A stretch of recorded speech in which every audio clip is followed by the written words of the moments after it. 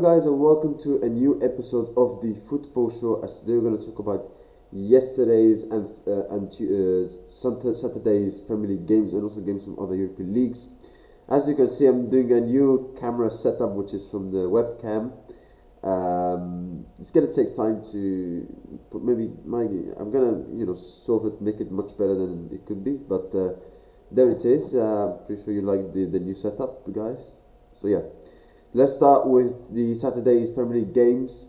You've got West Ham United against Sunderland, a 3-1 win, massive win for West Ham for the battle for the relegation 3-1. However, it wasn't all great for West Ham in the same week, not because they won, because their rivals for the relegation battle, Nottingham Forest, also won. But good win for West Ham. Fulham beat Brighton 2-1. Manchester City back to winning ways after beating Wolves 2-0 thanks to goals from Omar Mahmoush, who just came back from the AFCON, scored a fantastic goal, second goal from Antoine Semenyo. There was a suggestion that Manchester City should have had a penalty.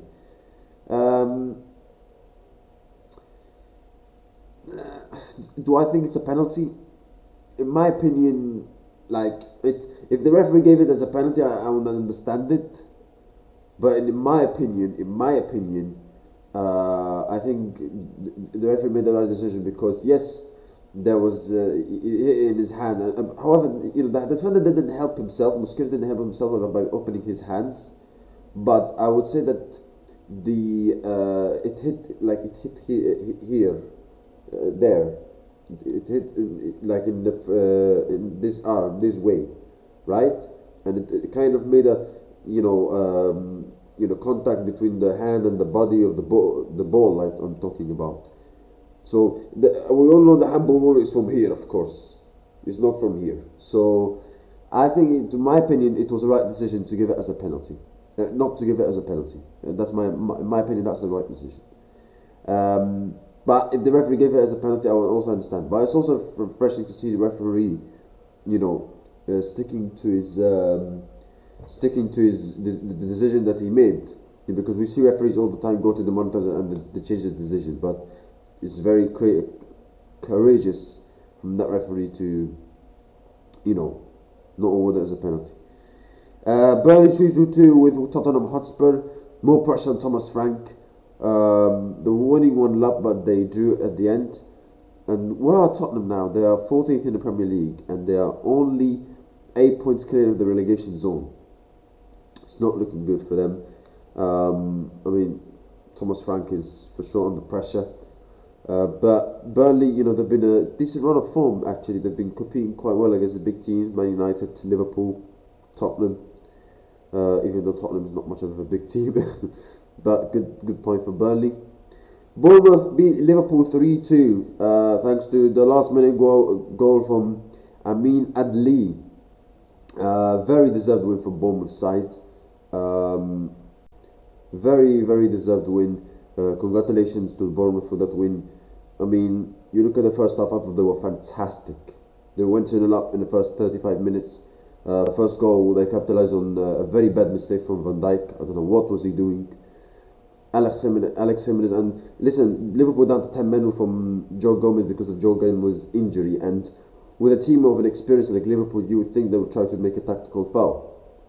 But Bournemouth, when they had the ball, they kept the ball around really, really well, and they passed the ball really well, and they scored the second goal, fantastic goal from Alex Jimenez. However, Liverpool came back, one goal before half time, Van Dijk, and Szoboszlai with a fantastic free kick again for the second goal, and you think like, okay, 2-2, Liverpool have the momentum, they should go on and win the game. But throwing set pieces has been a big part and a big factor in this year's Premier League in terms of goals. And that throw-in led to Amin Adli scoring the winner for Bournemouth. Great win for Bournemouth, considering they've not been in the best run of forms this season. Not this season. The start of the season they were very good, but in the last 2-3 months it's been a difficult months for them. So huge win for them. Well done, great job, and well done to Areola, and congratulations to Bournemouth for the win. They deserve to win. For Liverpool, this game sums up their season. Perfectly sums up their season. Defensively, absolutely all over the place. Kamikaze defending, first goal, what was Van Dijk doing? Like, he's a top centre back, or he's been one of the best centre backs in the history of the Premier League. But to make this kind of mistakes is not right. It's a very bad mistake. And Liverpool were very poor. Yes, I know Van Dijk scored, but Liverpool defensively were all over the place. All over the place. You look at players in the attack as well, like attacking wise. Also, Liverpool, even though they scored 2 goals, they were not effective attacking wise. You know, you look at the attacking wise, like Salah, I don't think he had his best game in my opinion. Verts, I thought he had a poor game. Gakpo, I don't know why he keeps starting. I don't know why Arsenal keeps starting him. I feel like whenever Gakpo starts for Liverpool, Liverpool never wins, because yes, he scored against Marseille, but that was 2-0 up, and that was a couple of minutes to go, and Liverpool winning 2-0 already. But like, the Gakpo's been very poor this season. And yeah, defensively they're all over the place. Van Dijk, not great. And also, you look at that second goal from that they conceded to Bournemouth. Like, with an experienced team like Liverpool, with 10 men, seen Joe Gomez go out because of injury, you think like they'll try to make a foul. But no, they showed a level of naivety, a level of,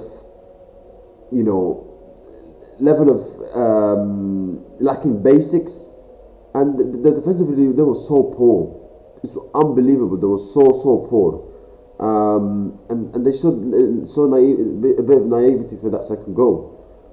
You can't even defend a throw in the last minute. You can't even defend a throw in. Van Dijk was also one of them that was at fault for the third goal. Van Dijk was complaining with the referee when the goal happened. I don't know why. I mean, he's pretending there's something wrong, but absolutely terrible from Liverpool. I mean, this game summed up their season massively. Yes, they had a lot of possession, some chances, but here and there, but not enough. And once again, and they're now 6th because United and Chelsea won, so their chances for the top 4 is getting more serious now. So yeah, it's not looking good. Arne Slot, I mean, you look at Van Dijk and Arne Slot's excuses after the game. They're saying that the wind was tricky, that's why the Van Dijk mistake in the first goal happened. I'm sorry, you're blaming the wind. I mean, so Bournemouth, you're gonna talk like Bournemouth never played in the same conditions. What is this stupid excuse? I mean, this is not the Liverpool of last season. Very, very poor, not good enough, and they deserve to lose. Let's move on to yesterday's Premier League games. As we look, Brentford against Nottingham Forest. Nottingham Forest respond to West Ham winning by winning 2-0 away to Brentford, who's been very good this season. Chelsea, another good win, 3-1 win over Crystal Palace. Very good performance. They were winning 3-0. Goals from Mr. Val, who again showed his level of great quality. Joe Pedro, Enzo Fernandez. Crystal Palace went down to 10 men. However, they managed to get a consolation goal. But very good win for Chelsea. I mean, they'd have liked to keep a clean sheet, but it was a very good performance. I thought they deserved to win. Crystal Palace had some chances, but I think Chelsea took their chances, and I think that they deserved to win. So yeah, very poor win for Chelsea. Especially at that time they went to 4th, but they got above Liverpool, the Premier League champions. And Chelsea, they've been winning games since Liam Messina came in, except the Carabao Cup game against Arsenal. So not been bad, a couple of run of games. However, they're going to have important games coming up. Obviously, Napoli away, can they qualify for the last 16 automatically? West Ham at home, which they should win, but who knows? They've been a good run of form. They've got Arsenal in the Carabao Cup. Then they've got some games away, like Hull in the FA Cup and Wolves. So yeah, like, they've been a good run of form. But obviously, I think the performances can improve a little bit. I think they can be defensively, they can improve, because I think Crystal Palace, they should have kept a clean sheet, considering Crystal Palace went down to 10 men. So, but good win for Chelsea and for Liam Messina once again. So more confidence building from their side. Aston Villa with a very, very impressive win, beating Newcastle United 2-0. Goals from Emiliano Buendia and Ollie Watkins. Watkins has been a good run of form recently, but Aston Villa, very impressive win over Newcastle, and it's a place that is not easy to go there and win. Um, I don't think Aston Villa have had a wonderful record at St James Park in the past years, but yeah, very good win for. So that was a very good win for Aston Villa, and they are now how many points? 9 points clear of Chelsea, 8 points clear of Man United, 10 points clear of Liverpool. However, the 4 points behind Arsenal, and we're going to talk about Arsenal later. But very, very good win impressive win for Aston Villa.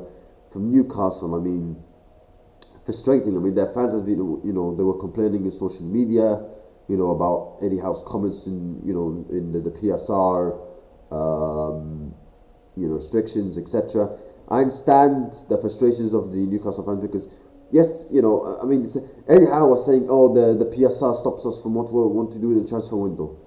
So why did you spend that much money on Ramsey and Theo the centre back, and Anthony Langa? Were those not also your signings? Did anybody put a gun in your head to sign them or what? So yeah, like I don't understand. Yes, okay, PSR stops us from what to do. I mean, listen, I don't buy this excuse. Listen, if that was Newcastle in 23-24 when they had lots of injuries and they had tried to sign players in the January transfer window, yeah, I understand it.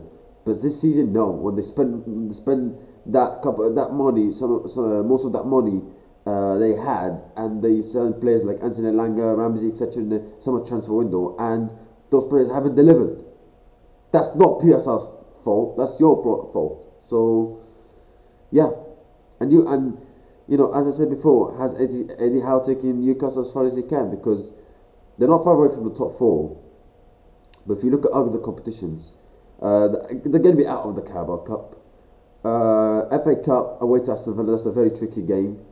Then they've got Champions League where they are in the top 8. However, they're going to face Paris Saint-Germain away. But they should play. Obviously, they're going to qualify in the playoffs. And maybe in the last 16 automatically, but I don't think so because they're going to face Paris Saint-Germain away. So, I mean, in other competitions, Newcastle have been very, very good. However, domestically, they've been inconsistent. So, yeah, they were in a run of 3 wins, I think, in a row in the Premier League, and then they drew to Wolves, who've been awful this season, and then they lose to Aston Villa at home. So, yeah, not a good one for Newcastle. Arsenal against Manchester United. Arsenal lose 3-2 at home to Manchester United. Wow, what a game. What a game. What a match. What a brilliant game. I think that was one of the best Premier League games I've seen in recent years, because the excitement, the passion, the quality, it was fantastic. It was fantastic because we've seen a lot of Premier League games, big games in the past where sometimes it's tactical and teams are conservative, but it was a very good game, fantastic game. Arsenal started the game quite well with the goal from Lisandro Martinez in the first 30 minutes. With the own goal from Lisandro Martinez, or maybe it's a goal from Timber, because I think it should have been counted as a goal for Timber, but it counted as an own goal. And when Arsenal went 1-0 up, Arsenal started to make some sloppy mistakes in the build-up, particularly Zubimendi losing balls, and Arsenal got away with it. But this time, United punished them in this 37th minute from a goal from Brian Mbeumo, 1-1. And United, despite they were 1-0 down, they kept fighting, they kept pushing, and they got better, and they responded well to Arsenal leading 1-1. Second half, brilliant goal from Dorgu, fantastic goal. And United were defending well, even though going forward they were fantastic and scoring goals. Defensively they were fantastic as well. Defensively they were very, very good. I thought Maguire had a very good game. Then there was the strange goal that happened that went over the line for the corner from Mikel Merino, 2-2. And then 3 minutes, and then you think like, okay, 2-2 with the momentum that Arsenal have, they could go on and win the game here. But 3 minutes later, what a phenomenal goal! What a phenomenal goal from Matthijs Cunha. What a phenomenal goal. Amazing. What a finish. What a brilliant finish. And what a game. I mean, United deserve to win this game. United deserve to win this game. Going forward, they were fantastic. Dorgu, more like Ballon Dorgu. What a brilliant finish from him. Mbeumo, fantastic performance from him. Casemiro absolutely bossed it. Defensively, I thought United looked quite decent, quite good, even though they conceded 2 goals. But those 2 goals came from own goal and strange goal in the corner.